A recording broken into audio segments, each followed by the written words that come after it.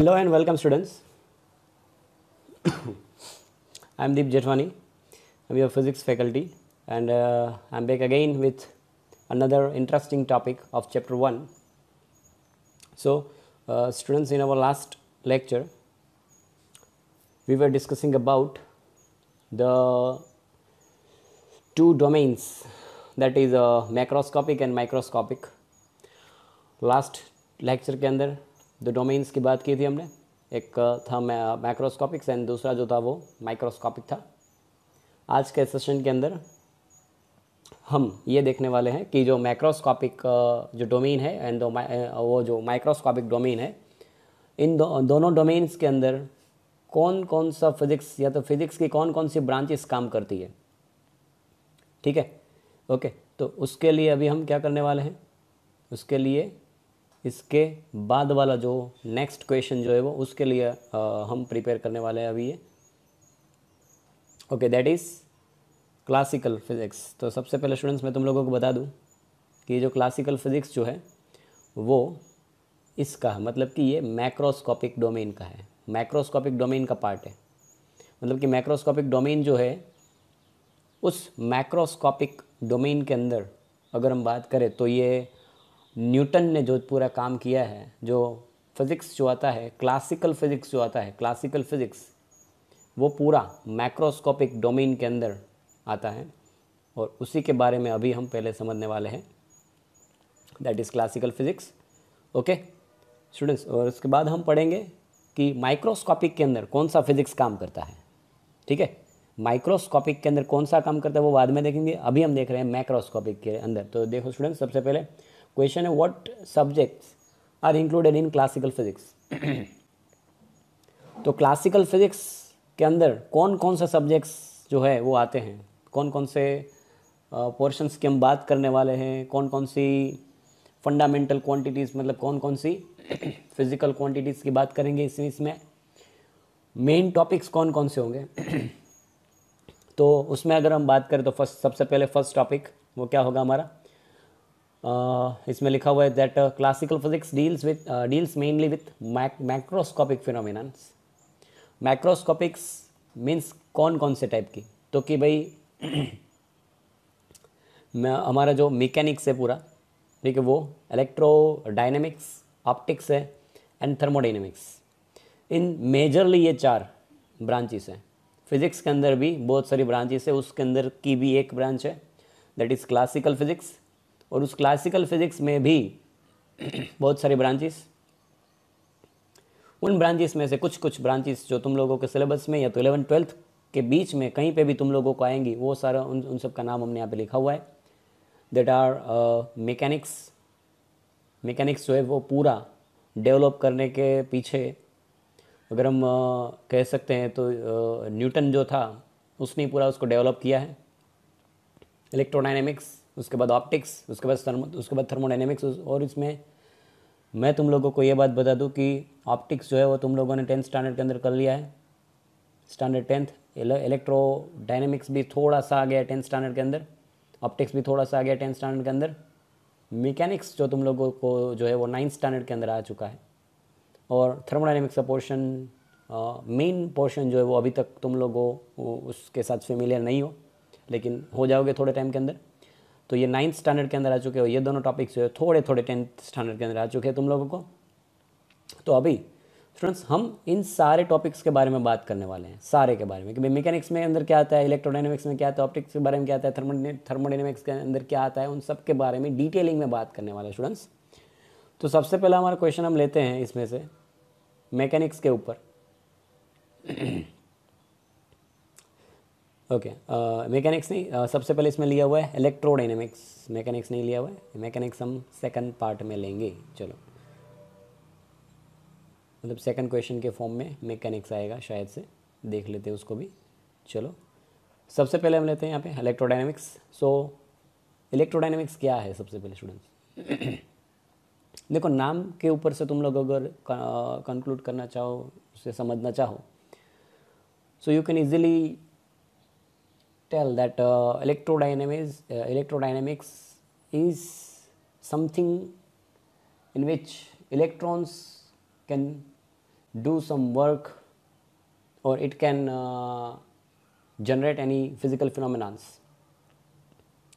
Electrons के ऊपर सब डिपेंडेड होगा, वो कुछ काम करेंगे, कुछ कभी कभी इलेक्ट्रॉन्स जो है वो स्टैटिक कंडीशन के मतलब कि रेस्ट कंडीशन के ऊपर होंगे, कभी कभी इलेक्ट्रॉन्स जो है वो मोशन में होंगे, उसके बारे में पढ़ना ही इलेक्ट्रोडायनेमिक्स है स्टूडेंट्स। ठीक है, चलो इसके अंदर डिटेलिंग में देख लेते हैं। Electrodynamics deals with electric and magnetic phenomena, electric and magnetic phenomena के साथ डील करना का जो फिजिक्स है उस फिजिक्स को हम बोलते हैं electrodynamics. With charged and magnetic bodies, with what, तो कि with charged and magnetic bodies, जो चार्ज्ड बॉडीज़ है वो चार्ज्ड बॉडीज़ यानी कि तुम लोग 10th स्टैंडर्ड के अंदर सीख चुके होंगे कि चार्ज होता है इलेक्ट्रिक चार्ज जिसको बोलते हैं, क्यू से उसको हम डिनोट करते थे। अगर किसी बॉडी के पास प्लस क्यू चार्ज होता है तो इस बॉडी को हम बोलते हैं that this body is positively charged body. ठीक है स्टूडेंट्स, इस बॉडी को हम बोलते हैं पॉजिटिवली चार्ज्ड बॉडी है यहाँ पे। और अगर यहाँ पे पॉजिटिव की जगह पे माइनस क्यू होता तो हम बोलेंगे ये बॉडी जो है वो नेगेटिवली चार्ज्ड है। ठीक है students, okay. So electrodynamics deals with electric and magnetic phenomena associated with charged and magnetic bodies. Now its basic laws were given by Coulomb. ये सारे साइंटिस्ट के नाम हैं जिन जिन साइंटिस्टों ने इलेक्ट्रोडायनेमिक्स को डेवलप करने के लिए जो हेल्प किया था, उन सब के नाम है यहाँ पे। कूलम है, ऑर्स्टेड है, एम्पियर है, फैराडे है, and encapsulated bye Maxwell in his famous set of equations. Maxwell का जो इक्वेशन जो है वो तुम लोगों को आएगा 11th के अंदर ही आएगा। उसने भी बहुत इलेक्ट्रोडायनेमिक्स के अंदर मतलब कि अगर हम बोले तो इलेक्ट्रोडायनेमिक्स को हचमचा दिया था पूरा, क्योंकि उसका जो इक्वेशन था वो बहुत ही यूज़फुल रहा, बहुत ही काम का रहा। उसके ऊपर से इलेक्ट्रोडायनेमिक्स के बहुत सारे कॉन्सेप्ट्स, बहुत सारे फंडे क्लियर हुए, बहुत सारी चीज़ों का आंसर जो हम नहीं दे पा रहे थे उन सब का आंसर में मिला। ठीक है, सो नेक्स्ट हम आगे बढ़ते हैं। The motion of current carrying conductor in a magnetic field, the response of circuit to an AC voltage. See students, current जो है, वोल्टेज जो है और करंट जो है वो दो तरीके के हो सकते हैं। एक तो AC करंट हो सकता है, AC वोल्टेज भी हो सकते हैं, और एक हो सकता है DC। इन दोनों के बारे में तुम लोग थोड़ा सा पढ़ चुके, इन दोनों के फुल फॉर्म के बारे में। यह अल्टरनेटिंग करंट है, यह है डायरेक्ट करंट। इन दोनों के बारे में तुम लोग थोड़ा सा 10th स्टैंडर्ड के अंदर पढ़ चुके हो, लेकिन डिटेलिंग में आएगा तुम लोगों को 12th स्टैंडर्ड के अंदर। पूरा चैप्टर ही AC करंट के ऊपर। ठीक है, तो वो तुम लोग बहुत सही तरीके से पढ़ोगे 12th के अंदर। So the motion of a current carrying conductor, कोई एक कंडक्टर है, इसके बारे में भी तुम लोग 10th स्टैंडर्ड के अंदर पढ़ चुके हो। फिजिक्स के अंदर एक टॉपिक आता है, उसके अंदर आ गया था ये। So the motion of a current carrying conductor, एक सपोज कर लो कि ये रेड कलर का जो है वो जो मैंने ड्रॉ किया है, that is one type of conductor that is that have current which is I जितना करंट है उसके पास, और ये आई जितना करंट मूव हो रहा है, यहाँ से जा रहा है करंट, इसमें से पास हो रहा है। ठीक है, इन अ मैग्नेटिक फील्ड। अभी इस करंट को मैग्नेटिक फील्ड के बीच में रखा जाए, सपोज़ कि यहाँ पे और यहाँ पे, ये दोनों साइड, या तो फिर यह दोनों कैंसिल करके ऊपर नीचे भी रख सकते हो। मैग्नेटिक फील्ड के बीच में रखा जाए इन दोनों को, तो क्या होगा, उसके बारे में जो स्टडी करना होगा वो स्टडी भी जो है इसी इलेक्ट्रोमैग्नेटिक्स के टॉपिक के अंदर ही कंक्लूड हो जाएगा, मतलब वो भी इसके साथ इंक्लूड हो जाएगा। एंड स्टूडेंट्स, आगे the working of an antenna, the propagation of radio waves in the ionosphere etcetera are the problems of electrodynamics. Means के एंटेना के बारे में तुम लोगों ने सुना होगा बहुत बारी। जो रेडियो होता है उसके अंदर एंटेना होता है। हम जो कार में जो जाते हैं उस कार के अंदर कुछ कार्स के अंदर एंटेना फिट किया होता है। वो एंटेना क्यों फिट करते हैं स्टूडेंट्स? वो रेडियो का फ्रीक्वेंसी कैच करने के लिए। तो रेडियो का जो फ्रीक्वेंसी होता है वो एंटेना की हेल्प से कैच हो सकता है। वो एंटेना के बारे में भी बात करेंगे हम, वो 12th स्टैंडर्ड में आएगा। The propagation of radio waves in the ionosphere, वो भी 12th में ही आएगा। जो प्रोपेगेशन होता है रेडियो वेव्स का, और आइनोस्फीयर के अंदर जो प्रोपेगेशन होता है उसके बारे में भी हम बात करेंगे, etcetera are the problems of electrodynamics. यहाँ पे क्या बोला हुआ, इलेक्ट्रोडायनेमिक्स के अंदर कौन कौन सी प्रॉब्लम्स को सोल्व करना होता है, उसका आंसर दिया हमने। The motion of an current carrying conductor in a magnetic field, मतलब कि मैग्नेटिक फील्ड के अंदर अगर किसी भी करंट कैरिंग कंडक्टर को अगर हम रख देते हैं तो उसमें फोर्स लगता है, मैग्नेटिक फील्ड कहाँ से कहाँ पे जाता है, करंट कहाँ से कहाँ पे जाता है। तुम लोगों को अगर शायद याद हो या ना याद हो, मैं एक बार याद दिला देता हूँ। 10th स्टैंडर्ड के अंदर अगर तुम लोगों को याद ना आता तो 10th की टेक्स्ट बुक ले लो यार, देख लो एक बारी। यहाँ पे कुछ ऐसा था कि भाई मैग्नेटिक फील्ड की डायरेक्शन ये हो और अगर करंट की डायरेक्शन ये हो तो जो फोर्स लगता है वो इस डायरेक्शन में फोर्स लगता है। तुम लोग 10th के अंदर फिजिक्स का जो चैप्टर था, इलेक्ट्रिक मोटर इलेक्ट्रिक जनरेटर वाला जो चैप्टर था ना, उस चैप्टर को खोलो, उस चैप्टर को देखो, उस चैप्टर के अंदर ये बात आ गई थी। ठीक है, BIF या तो FIB, कैसे भी तुम लोग याद रख सकते हो। ठीक है, ओके। तो ये सारी जो प्रॉब्लम्स है उन सब का सॉल्यूशंस जो है वो हम कौन से फिज़िक्स के अंदर सॉल्व करते हैं, वो सारा हम इलेक्ट्रोडायनेमिक्स के अंदर सॉल्व करते हैं।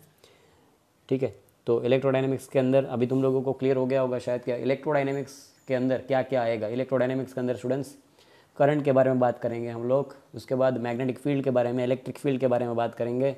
मैग्नेटिक फील्ड आएगा, उसके ऊपर के बहुत ही सारे लॉज पढ़ेंगे। किरचॉफ का रूल है, गोस का लॉ है, उसके बाद ऑस्टेड आता है, बहुत सारे लॉज हैं, बहुत सारे साइंटिस्टों ने बहुत सारे लॉज दिए हैं इसके ऊपर, वो भी हम इसके टॉपिक के अंदर ही बात करेंगे। लेकिन इलेक्ट्रोडायनेमिक स्टूडेंट्स तुम लोगों को आएगा स्टैंडर्ड 12th के अंदर। ठीक है, चलो पहले ये क्लियर हुआ, ये बात समझ में आई। ओके, सो अब हम इलेक्ट्रोडायनेमिक्स के बाद हम बात करते हैं उसके बाद ऑप्टिक्स के बारे में, कि भाई ऑप्टिक्स के अंदर क्या क्या पढ़ेंगे हम। देखो स्टूडेंट्स, मैंने अभी वो बोला तुम लोगों को कि ऑप्टिक्स तो तुम लोग थोड़ा सा पढ़ के आओ। अच्छा, इलेक्ट्रोडायनेमिक्स भी तुम लोगों ने पढ़ा हुआ है, 10th स्टैंडर्ड के अंदर ही था। तो ऑप्टिक्स के अंदर क्या होगा, देखो भाई, कोई भी लाइट के रिलेटेड कोई भी चैप्टर जो होता है वो ऑप्टिक्स के अंदर आता है। हमने 10th स्टैंडर्ड के अंदर I think yes 10th chapter था, चैप्टर नंबर 10 और 11, ये पूरा ऑप्टिक्स है। 12 नंबर चैप्टर है ना, वो इलेक्ट्रोडायनेमिक्स के ऊपर था। Number 12 chapter and chapter number 13 10th के अंदर की बात कर रहा हूँ स्टूडेंट्स में। ठीक है, तो 10th के अंदर चैप्टर नंबर 10 और चैप्टर नंबर 11 वो पूरा ऑप्टिक्स था। उसको हम ऑप्टिक्स बोलेंगे, कि जिसके अंदर हम टेलीस्कोप पढ़ेंगे, माइक्रोस्कोप क्या है, कैसे उसका कंस्ट्रक्शन होता है वो पढ़ेंगे, कलर्स कैसे मतलब कलर्स कैसे जनरेट होते हैं, क्यों ब्लू कलर में क्यों ब्लू ही दिखता है, ब्लैक कलर क्यों में ब्लैक ही दिखता है, उसके अंदर ऐसा क्या है जो वो ब्लैक दिखता है, वाइट कलर हमें क्यों वाइट ही दिखता है। अभी ये तुम लोगों को यहाँ पे स्क्रीन तुम लोगों को वाइट दिख रहा है, लेकिन ये रेड मार्कर से मैंने ऐसे यहाँ पे कुछ बनाया है अभी, सर्कल मतलब कि गोल बनाया अभी, तो ये तुम लोगों को रेड कलर का रेड ही क्यों दिखा भाई, उसका रीज़न क्या है। ठीक है, तो उन सारी बातों का आंसर हम ऑप्टिक्स के अंदर देंगे। लेकिन ये कोई सीधी सीधी बात नहीं है कि मैंने आंसर दे दिया तुम लोग समझ लो। उसके लिए पहले तुम लोगों को थियरी पढ़नी पड़ेगी, थियरी के बाद तुम लोग इसका आंसर कर पाओगे। ठीक है, तो ऑप्टिक्स के अंदर बेसिकली इन सारी चीज़ों का हम पढ़ने वाले, इन सारी चीज़ों को, टेलीस्कोप क्या है, माइक्रोस्कोप क्या है, यस, फिर लेंस, मिरर, लेंस, इसके बारे में तुम लोग 10th में पढ़ चुके हो, वो रिपीट होंगे इसमें, वो रिवीजन करने हैं थोड़े से, रिवीजन करने के बाद हम नया सीखेंगे।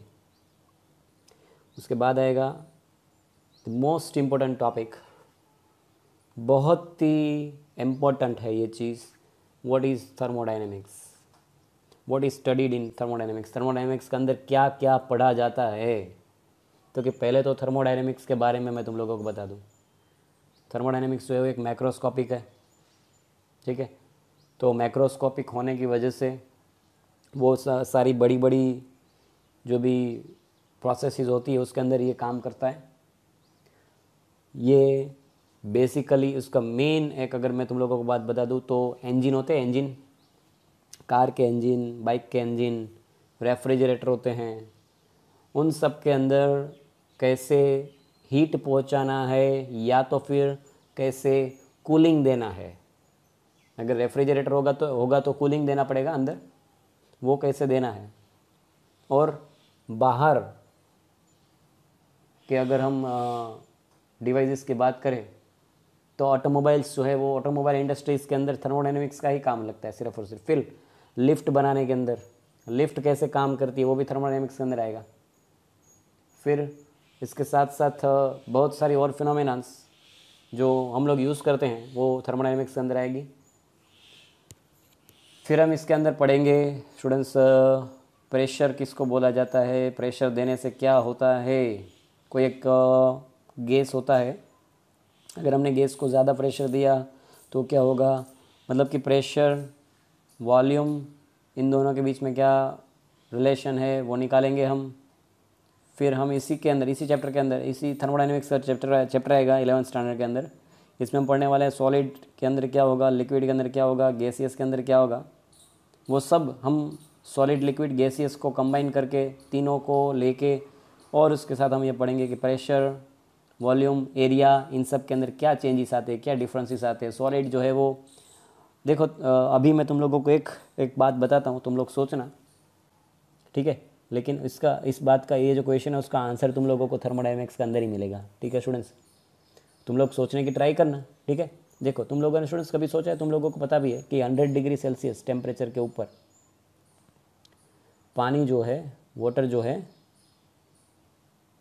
वेपर बन जाता है। Water is converting into the vapour form, ठीक है। वाटर वेपर में कन्वर्ट हो जाता है। 100 डिग्री सेल्सियस के ऊपर कन्वर्ट होता है नहीं होता है, होता है। तो अभी मैं तुम लोगों को एक बात बता देता हूँ पहले कि 100 डिग्री सेल्सियस के ऊपर पानी भी होता है, 100 डिग्री सेल्सियस के ऊपर वेपर भी होता है। ये तुम लोगों को पता होगा या नहीं होगा वो मुझे नहीं पता, लेकिन मैंने इन्फॉर्मेशन के लिए अभी बोल दिया तुम लोगों को सीधा डायरेक्ट कि 100 डिग्री सेल्सियस के ऊपर वाटर भी हो सकता है, और 100 डिग्री सेल्सियस ही हो टेम्परेचर, और फिर भी वेपर भी हो सकता है। तो ये कैसे हुआ, क्योंकि टेम्परेचर बढ़ाते हैं और टेम्परेचर घटाते हैं तो स्टेट चेंज होती है ना। सॉलिड में से लिक्विड हो सकता है, लिक्विड में से गैसियस हो सकता है, तो गैसियस में से लिक्विड जा सकता है, लिक्विड में से सॉलिड जा सकता है। वो सब हम अगर टेम्परेचर चेंज करेंगे तो स्टेट चेंज होगा ही होगा। लेकिन यहाँ पे वाटर भी 100 डिग्री सेल्सियस के ऊपर और वेपर भी 100 डिग्री सेल्सियस के ऊपर रह सकता है। कैसे, हाउ? दूसरी एक बात बता देता हूँ, ऐसी एक इंटरेस्टिंग चीज़ है। 0 डिग्री सेल्सियस है, 0 डिग्री सेल्सियस के ऊपर तुम लोगों को पता है कि पानी जो है वो आइस में कन्वर्ट होना स्टार्ट हो जाता है। मतलब वाटर जो है वो कन्वर्ट किस में हो जाएगा, आइस में कन्वर्ट हो जाएगा। लेकिन मैं तुम लोगों को अभी और एक बात बताता हूँ, वो भी इंटरेस्टिंग चीज़ है, बहुत इंटरेस्टिंग चीज़ है कि 0 डिग्री सेल्सियस के ऊपर वाटर भी होता है और 0 डिग्री सेल्सियस के ऊपर आइस भी होता है स्टूडेंट्स। आइस भी 0 डिग्री सेल्सियस के ऊपर होगा, वाटर भी 0 डिग्री सेल्सियस के ऊपर होगा। वो कैसे हो सकता है भाई? उन सारा इफेक्ट, ऐसी जो कुछ फिज़िकल फिनोमिनन्स, जो फिज़िक्स काम करता है हमारे आसपास, जो नेचर के अंदर जो फिज़िक्स काम करता है, उन सब के बारे में, इन सब सारी चीज़ों का आंसर हम फाइंड करेंगे हमारे थर्मोडायनेमिक्स के अंदर, ठीक है स्टूडेंट्स। ओके, तो उसके बाद जो है वो माइक्रोस्कोपिक है। लेकिन माइक्रोस्कोपिक से पहले मैं तुम लोगों को, क्योंकि इसमें इस स्लाइड्स के अंदर हमने ये मैकेनिक्स को इन्वॉल्व नहीं किया है, तो मैकेनिक्स को इन्वॉल्व नहीं किया उसका मतलब ये नहीं कि भाई इसका कोई काम नहीं है। मैकेनिक्स जो है वो बहुत ज़्यादा काम का ही है। उसके अंदर NLM आता है। अभी तुम लोग कन्फ्यूज़ हो गए शायद कि NLM मतलब क्या, तो कि NLM means what, Newton's laws of motion. Newton के सारे लॉज आएंगे, फिर क्या आएगा, फिर स्पीड, वेलोसिटी, एक्सेलरेशन, ये सारी फिनोमिनन्स, एवरेज स्पीड, ठीक है। एवरेज स्पीड आएगा, एवरेज एक्सेलरेशन निकालेंगे, फिर इंस्टेंटेनियस एक्सेलरेशन, इंस्टेंटेनियस स्पीड, कितना टाइम के अंदर कहाँ तक पहुँचेंगे, वो सारी बातें आएगी। वो सब स्टूडेंट्स इस मैकेनिक्स के अंदर हम लोग पढ़ने वाले हैं स्टूडेंट्स, ठीक है। मैकेनिक्स के अंदर हम क्या क्या पढ़ेंगे, जो एवरेज वेलोसिटी निकालनी है, या तो कोई कार है यहाँ से लेके वहाँ तक जाना है, मतलब यहाँ से लेके वेरावल तक जाना है, या तो वेरावल से लेके जूनागढ़ तक जाना है, तो जाने के लिए कितना टाइम में कितना डिस्टेंस कवर कर रहा है, और उस टाइम के ऊपर से, उस डिस्टेंस के ऊपर से हम निकालेंगे कि भाई एवरेज वेलोसिटी क्या रहा, या तो फिर एवरेज स्पीड क्या रहा हमारा, और एक्सेलरेशन हम कब कर रहे हैं और एक्सेलरेशन कब नहीं कर रहे हैं।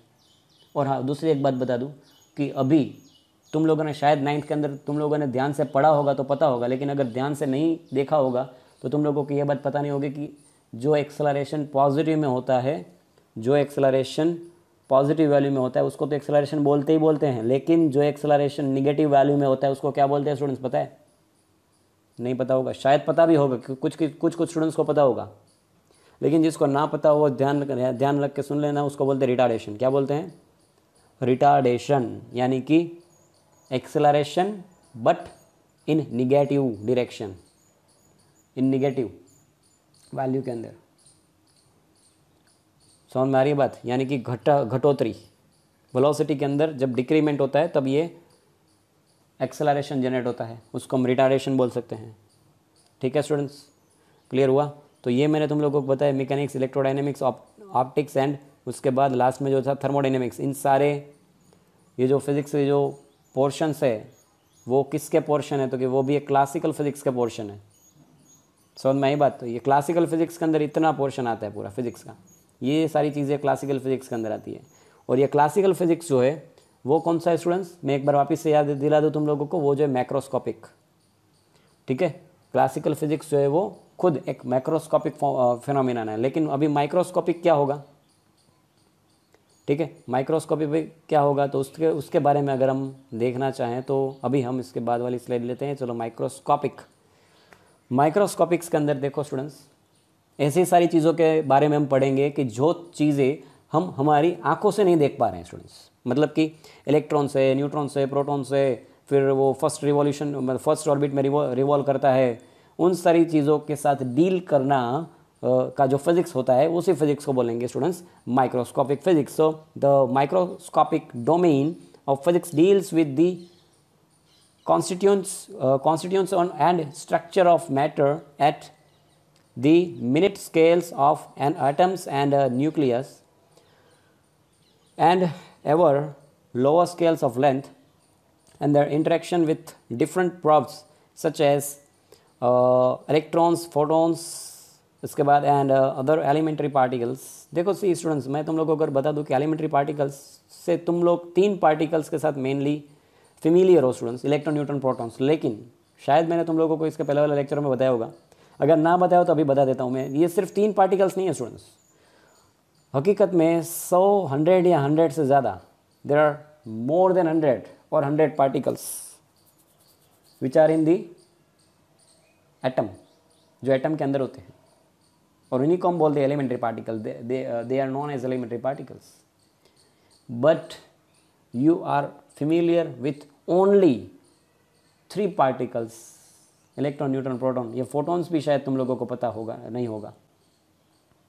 ठीक है, तो इन सब के बारे में जो बात करना उसी को हम बोलते हैं माइक्रोस्कोपिक। ठीक है, जो हम हमारी आंखों से ना देख सके, जिसके अंदर एटम्स और न्यूक्लियस के लेवल के ऊपर का जो फिजिक्स के जो क्वेश्चंस जो है उनको सॉल्व करना। So that type of physics is including in the microscopic domain students. चलो क्लियर है? तो अभी माइक्रोस्कोपिक डोमेन के अंदर जाहिर सी बात है मैक्रोस्कोपिक डोमेन वाली थियरियाँ नहीं चलेगी कोई भी। देखो स्टूडेंट्स, अभी यहाँ पे ध्यान से सुनना, माइक्रो और आएगा मैक्रो। तो मैक्रो के अंदर बहुत सारे साइंटिस्ट आए, उन लोगों ने अपनी अपनी थियरीज दी, बताई, पूरी थियरीज बताई। लेकिन ये जो थियरीज थी, इन थियरियों को जब हमने माइक्रो के अंदर यूज़ करना शुरू किया तो हमारे साइंटिस्टों ने नोट किया कि भाई ये जो मैक्रो वाली जो थियरी जो थी, जो मैक्रो के अंदर सही से काम कर रही थी, वो माइक्रो के अंदर काम नहीं कर रही है। ठीक है, वो माइक्रो डोमेन्स के अंदर काम नहीं कर रही है। तो वहाँ पे थोड़ा सा प्रॉब्लम्स क्रिएट हुआ कि भाई तो शायद तो ये जो मैक्रो वाली थियरीज है वो भी रॉन्ग हो सकती है सारी, क्योंकि ये थियरी किसको, लॉ किसको बोलेंगे प्रॉपर, थियरी किसको सही बोलेंगे कि जो थियरी हर एक जगह पे सही काम करे, उसी को बोलेंगे ना परफेक्ट रूल या परफेक्ट लॉ। लेकिन देखा ये गया रिसर्चों के अंदर कि माइक्रो के अंदर ये मैक्रो वाली थियरियाँ काम नहीं कर रही थी। उसके ऊपर से थोड़ा सा बोला चाली, मतलब कि बहुत सारी ऐसी बातें हुई, ऐसी घटनाएं जनरेट हुई जिसकी वजह से सबका ये जो इन लॉज के ऊपर, जो मैक्रो के अंदर जो लॉज जो फाइंड हुए थे, न्यूटन ने इन सब ने दिए थे, उनके ऊपर से थोड़ा थोड़ा विश्वास हटने लगा। तब उन सारी सॉल्यूशंस को, उन सारे क्वेश्चन को सॉल्व करने के लिए बहुत सारे साइंटिस्ट काम के ऊपर लग गए। फिर ये पता चला कि जो थियरियाँ मैक्रो की होंगी वो थियरी सारी माइक्रो की नहीं हो सकती। तो माइक्रो के लिए पूरा एक अलग डिपार्टमेंट तैयार करो। तो माइक्रो के लिए किसके रूल्स का यूज़ होता है? देखो, which theory is presently accepted to understand the phenomenon of microscopic domain. Microscopic domain को समझने के लिए, मतलब या तो माइक्रोस्कोपिक थियरी को समझने के लिए, उसकी जो फेनोमेनन्स को समझने के लिए कौन सी थियरी एक्सेप्ट की गई? स्टूडेंट्स से याद रखना, क्वांटम थियरी। क्वांटम थियरी यानी कौन सी थियरी? जिस थियरी के अंदर हम इलेक्ट्रॉन्स, एटम्स, फिर न्यूक्लियस, प्रोटॉन्स के बारे में, जो न्यूट्रॉन्स के बारे में जो बात करते हैं, इतने छोटे लेवल के ऊपर जो बात होती है, उन बातों की जो लॉज बनते हैं, जो रूल बनते हैं, वो सारे रूल, सारे लॉज जो है वो किस फिजिक्स के किस ब्रांच के अंदर आते हैं? वो सारे आते हैं क्वांटम फिजिक्स के अंदर। ठीक है स्टूडेंट, समझ में आ रही है बात? क्वांटम यानी बहुत छोटे से छोटा जो हम देख ना सके। तो क्वांटम फिजिक्स पूरी अलग ब्रांच बन गई और क्लासिकल फिजिक्स पूरा अलग ब्रांच बन गया। समझ में आ रही है बात सबको? तो ये रहा माइक्रोस्कोपिक डोमेन के अंदर के जो फिजिक्स की जो थियरी है वो, और मैक्रोस्कोपिक के बारे में भी हमने देखा। तो स्टूडेंट्स आज के लिए इतना रखते हैं। बाकी की डिटेल्स, इसके आगे की डिटेल्स हम हमारे नेक्स्ट क्लास के अंदर स्टडी करेंगे। लेकिन स्टूडेंट्स तब तक के लिए एक इन्फॉर्मेशन दे देता हूँ मैं आप लोगों को कि तुम लोग अपने टेक्स्ट बुक में से भी इन थियरियों को रीड कर लो, क्योंकि टेक्स्ट बुक में के अंदर ये सारी थियरीज़ हैं। ठीक है, टेक्स्ट बुक के अंदर ये सारी थियरीज़ हैं, लेकिन इनको मैंने सिर्फ क्वेश्चन के फॉर्म में कन्वर्ट करके रखा हुआ है ताकि तुम लोगों को ईजीनेस में तुम लोग इस सब को रिलेट कर सको, क्वेश्चन को आसानी से समझ सको। ठीक है स्टूडेंट्स, तो बाकी का इसके नेक्स्ट वाला पार्ट जो है वो, नेक्स्ट वाला जो पोर्शन है वो नेक्स्ट वीडियो लेक्चर के अंदर कवर कर लेते हैं। Thank you very much.